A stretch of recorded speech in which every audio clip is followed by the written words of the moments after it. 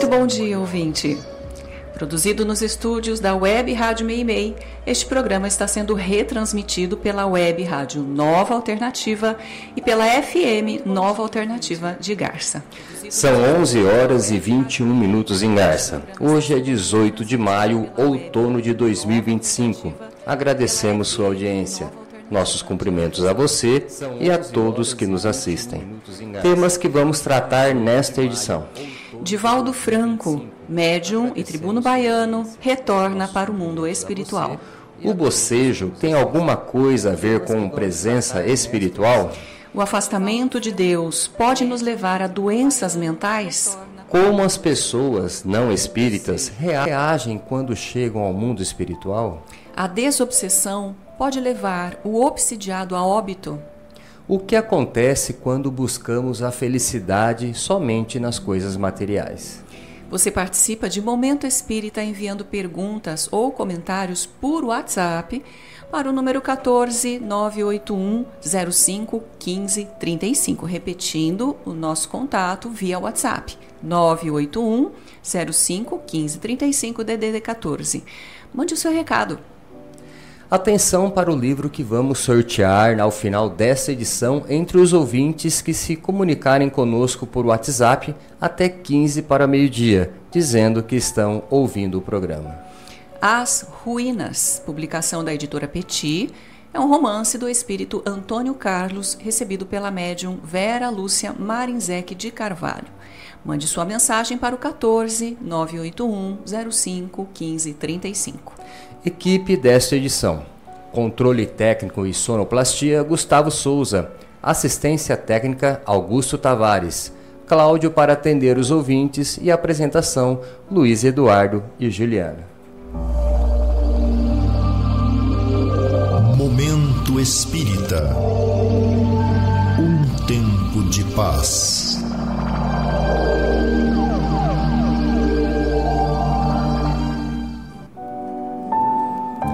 Prezada ouvinte, prezado ouvinte.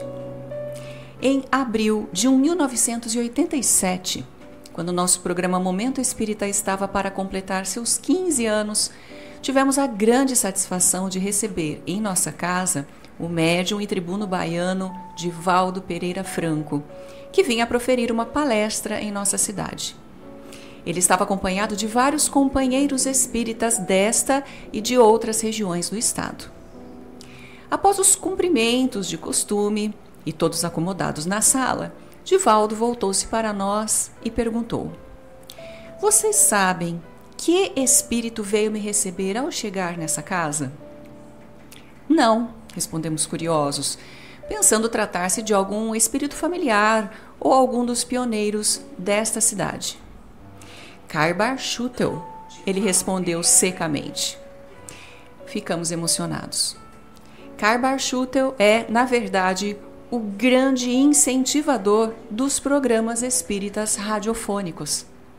Foi ele que levou ao ar o primeiro programa espírita do Brasil e do mundo, pela Rádio Cultura de Araraquara, em 1936.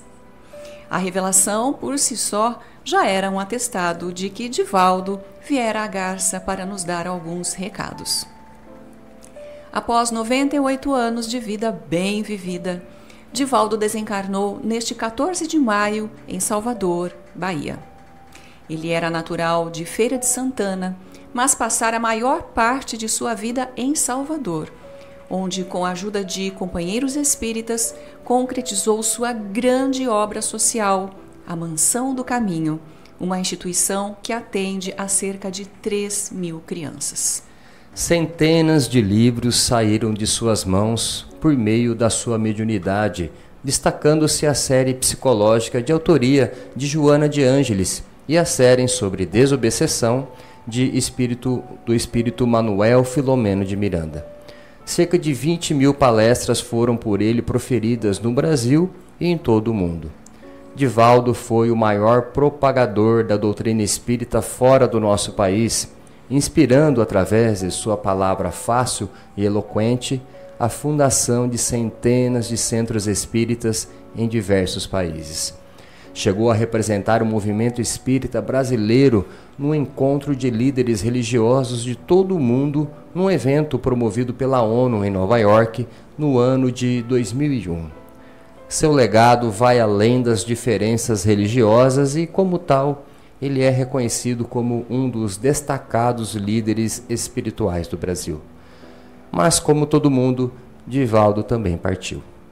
O importante foi o legado que deixou, não só para o movimento espírita, mas para toda a humanidade, uma vez que sua mensagem sempre teve um sentido universal. Espíritos dessa condição do Divaldo certamente retornam ao plano espiritual para dar continuidade ao seu trabalho em outras formas de atuação, sempre defendendo e propagando o ideal de Jesus. Momento Espírita. O rádio é do ouvinte. E um dos nossos ouvintes quer saber se o ato de bocejar pode ser causado pela aproximação de um espírito.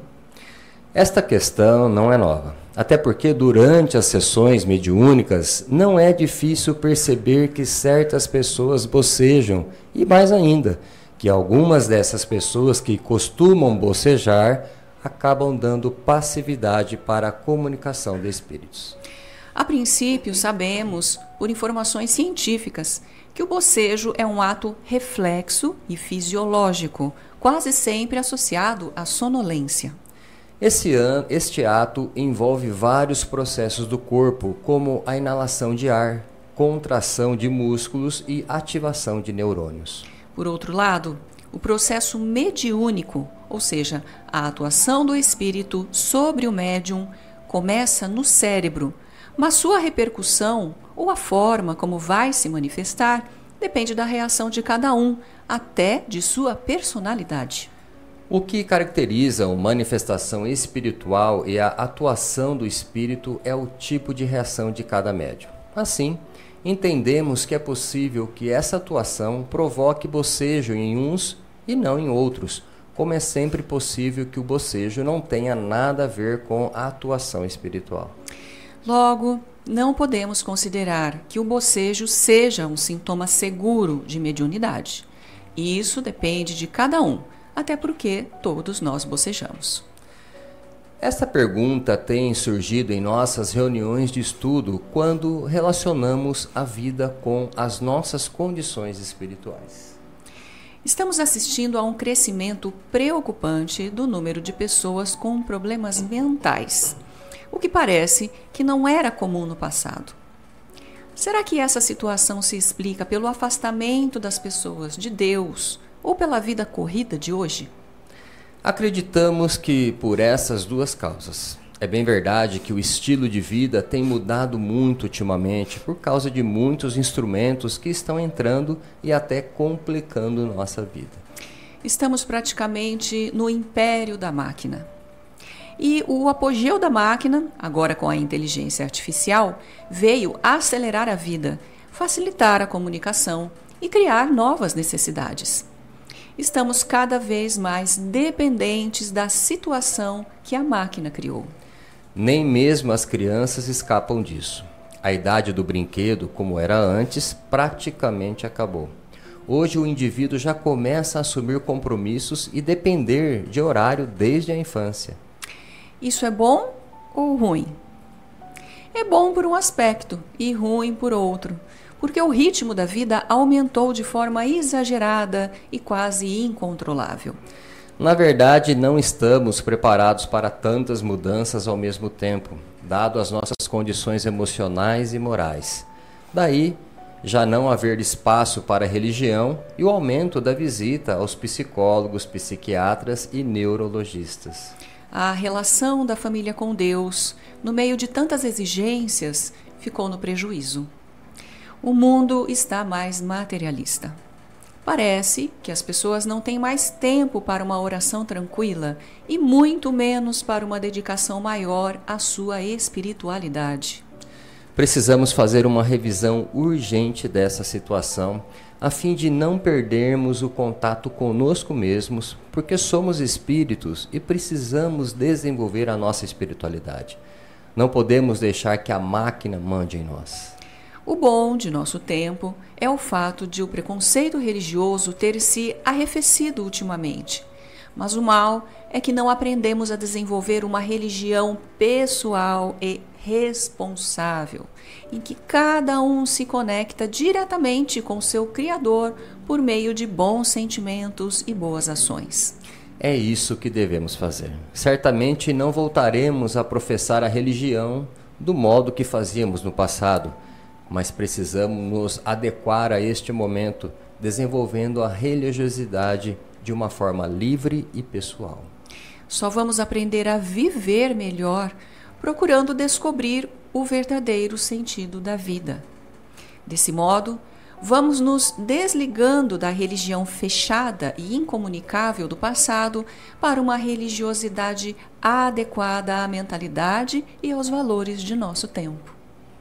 Livro que vamos sortear logo mais, As Ruínas, publicação da editora Petit, romance do espírito Antônio Carlos, recebido pela médium Vera Lúcia Marinzec de Carvalho.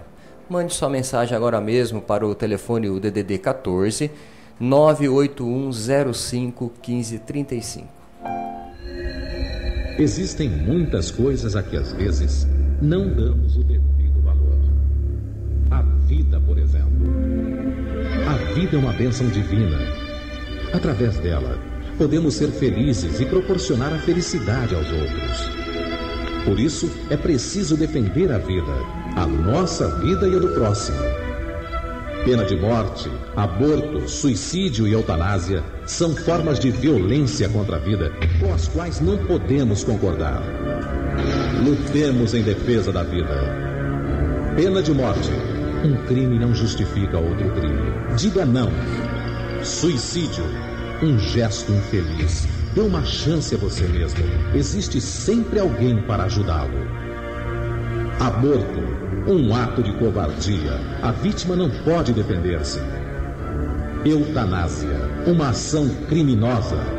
Com confiança em Deus e o firme desejo de obedecer suas leis, a vida terá outro sentido. Mensagem em defesa da vida. Apoio. Federação Espírita Brasileira. E atenção, neste mês de abril, o Clube do Livro Espírita de Garça está entregando aos seus associados o romance Nas Terras da Espanha. É um romance mediúnico de Adelaide, recebido pela médium Marli Simões Fabris, lançamento da editora M. Associe-se ao clube e receba mensalmente um livro espírita em sua casa por apenas R$ 27,00. As atividades de evangelização infanto-juvenil acontecem domingo a partir das 9h45 no Lar Meimei. Às 10 horas, temos a reunião dos jovens para a discussão de temas atuais à luz da doutrina. O brechó do Lar Meimei abre toda sexta-feira a partir das 13 horas, entrada pela rua 7 de setembro. No site do Centro Espírita Caminho de Damasco, você vai obter uma série de informações sobre o centro e sobre o Espiritismo. Acessando o link www.caminhodedamasco.org, você vai encontrar todo um material informativo sobre o centro e sobre suas atividades. No menu, você encontrará, entre outras matérias, as gravações das edições anteriores de Momento Espírita. Encontrará também informações sobre o Clube do Livro, videopalestras de temas variados, bem como mensagens espíritas em card e em áudio. Questão formulada por uma jovem que está frequentando a nossa casa espírita. O que os espíritas mais falam é sobre a vida depois da morte. Disso eles têm convicção. Mas o que eles pensam dos bilhões de pessoas em todo o mundo, das mais diferentes religiões, que não são espíritas e que também morrem? Como essas pessoas enfrentam essa situação quando chegam do outro lado da vida? A crença na vida depois da morte não é nova. Pelo contrário, os primeiros humanos, desde as épocas mais primitivas da pré-história, quando já prepararam túmulos para seus mortos, preocupando-se em homenageá-los, eles o faziam porque acreditavam na sobrevivência do espírito. Ademais, as religiões, de um modo geral, em todo o mundo, tanto no Oriente como no Ocidente, consideram que a vida não termina com a morte, que há algo além. Elas só não detalham como é isso, e seus adeptos acreditam que sobreviverão à morte. A crença na vida após a morte, portanto, é uma tendência muito forte no ser humano.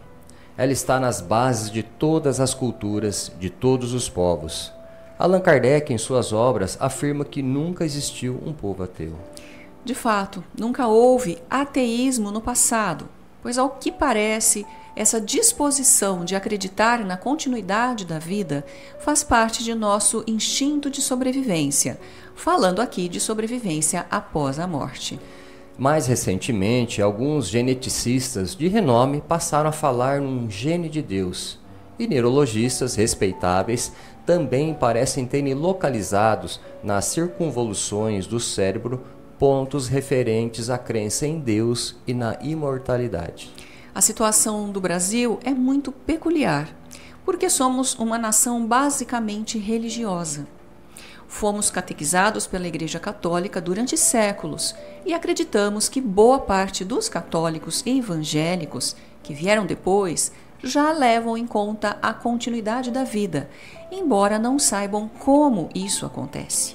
Desse modo, não é novidade para ninguém despertar do outro lado da vida e encontrar familiares e conhecidos que partiram antes. Nos relatos de André Luiz, encontramos inúmeros casos relatados por ele a respeito. Na grande maioria das vezes, os espíritos, que não foram espíritas, podem se surpreender, mas não se assustam e até experimentam um alívio ao constatar que escaparam da morte, principalmente aqueles que esperavam serem condenados ao inferno. É claro que existem as exceções. Espíritos que não se deram conta de que não estão mais nesta vida e outros revoltados porque não encontram o céu que lhes foi prometido. Alguns casos relatados por André Luiz mostram como pessoas que tinham a certeza do céu, principalmente as que seguiam religiões salvacionistas, revoltam-se quando se vêem em sofrimento, cobrando de seus líderes recompensas por terem contribuído até mesmo com bens materiais para suas igrejas. Entretanto, para concluir, podemos dizer que acreditar na continuidade da vida é uma forte tendência do ser humano, razão pela qual a grande maioria das pessoas apenas vai descobrir o que já suspeitavam: há uma vida depois desta. E o ouvinte de Veracruz pergunta se a desobsessão pode causar a desencarnação do obsidiado. Desobsessão é o processo de afastamento do espírito obsessor da pessoa que se encontra sob seu domínio. Os centros espíritas procuram desenvolver a desobsessão por meio de sessões mediúnicas e tratamento espiritual do encarnado. Há casos de obsessão, é claro, não são todos, em que essa ligação entre o desencarnado e o encarnado, obsessor e obsidiado, portanto, já ficou tão profunda que um sustenta a vida psíquica do outro. O que está no mundo físico depende do que se encontra no mundo espiritual e vice-versa. Trata-se do que alguns autores, como o próprio André Luiz, chamam de simbiose espiritual, decorrente de forte sentimento de ódio que uniu de forma violenta esses espíritos desde outras encarnações. Se a obsessão é uma doença, segundo Kardec, a simbiose espiritual é a mais grave condição pela qual pode se encontrar o encarnado, que, por mais que faça, não consegue se desvincular de seu companheiro espiritual, embora este seja um inimigo. Por tais razões, o tratamento da desobsessão deve ser muito cuidadoso, pois é preciso verificar até que ponto o afastamento do obsessor não seria prejuízo ao desencarnado. Primeiramente, com relação à vida psíquica do obsidiado, e depois, quanto às suas condições de saúde, pois o encarnado pode ficar tão debilitado com esse afastamento que venha a pôr em risco a própria vida. Por isso mesmo, é bom que se diga, a desobsessão não é somente um afastamento. É um processo de educação espiritual que começa no encarnado e deve envolver também o obsessor, para que ele perceba o mal que está fazendo a si mesmo enquanto prejudica o outro.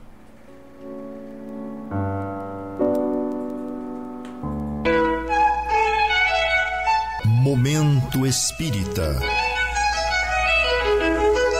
Mensagem para a nova era.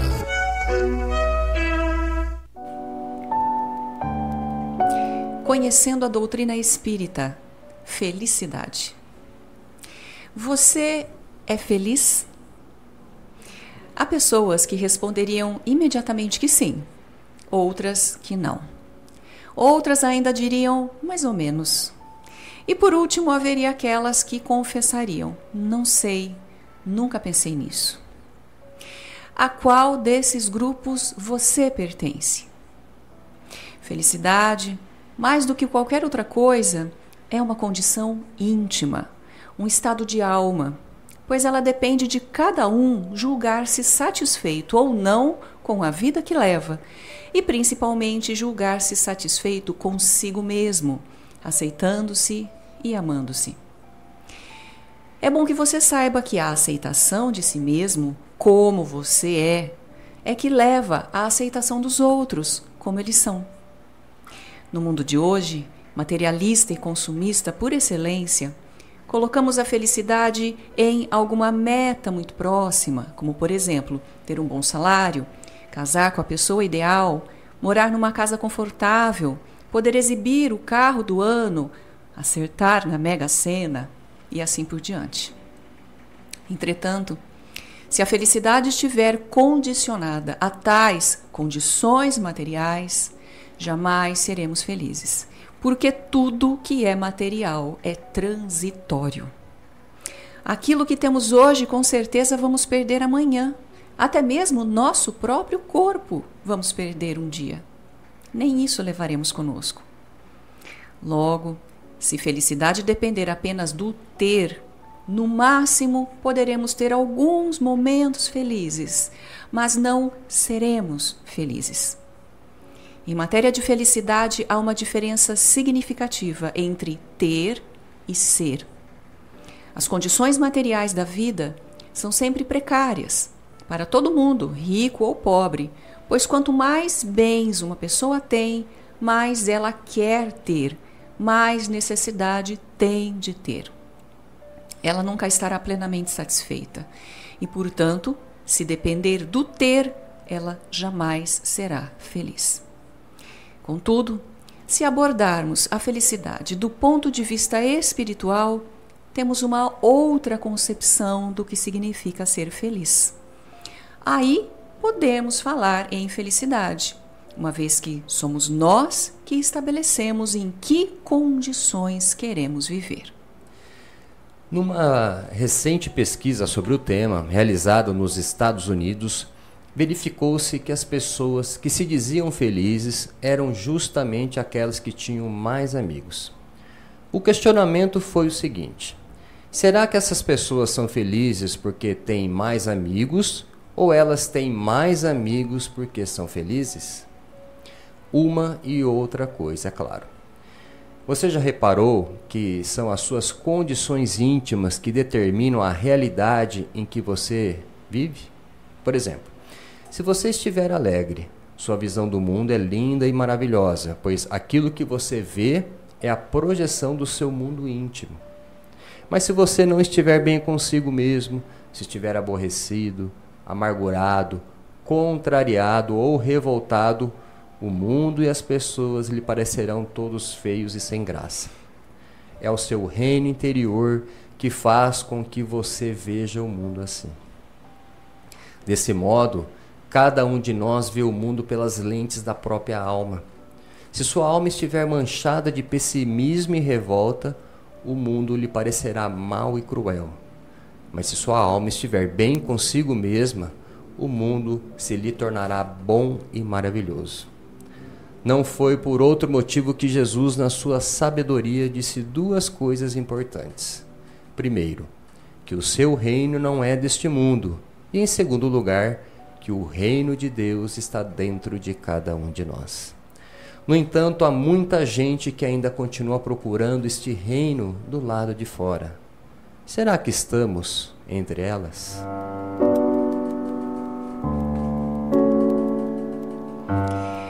E atenção, ouvintes.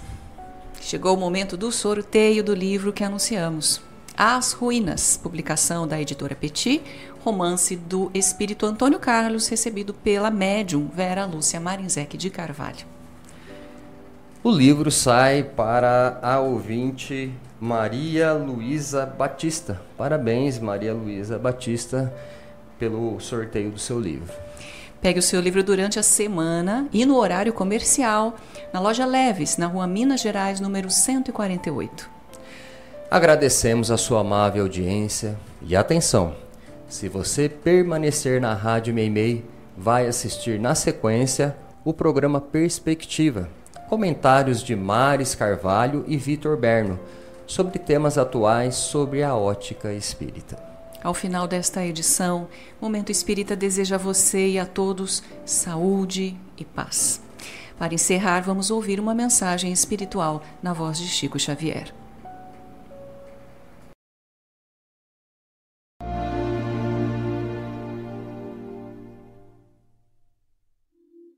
Confia sempre. Não percas a tua fé entre as sombras do mundo. Ainda que os teus pés estejam sangrando, segue para a frente, erguendo-a por luz celeste acima de ti mesmo. Crê e trabalha, esforça-te no bem e espera com paciência. Tudo passa e tudo se renova na terra, mas o que vem do céu permanecerá. De todos os infelizes, os mais desditosos são os que perderam a confiança em Deus e em si mesmos, porque o maior infortúnio é sofrer a privação da fé e prosseguir vivendo. Eleva, pois, o teu olhar e caminha, luta e serve, aprende e adianta-te. Brilha a alvorada além da noite. Hoje é possível que a tempestade te amarfanhe o coração e te atormente o ideal, aguilhoando-te com a aflição ou ameaçando-te com a morte. Não te esqueças, porém, de que amanhã será outro dia.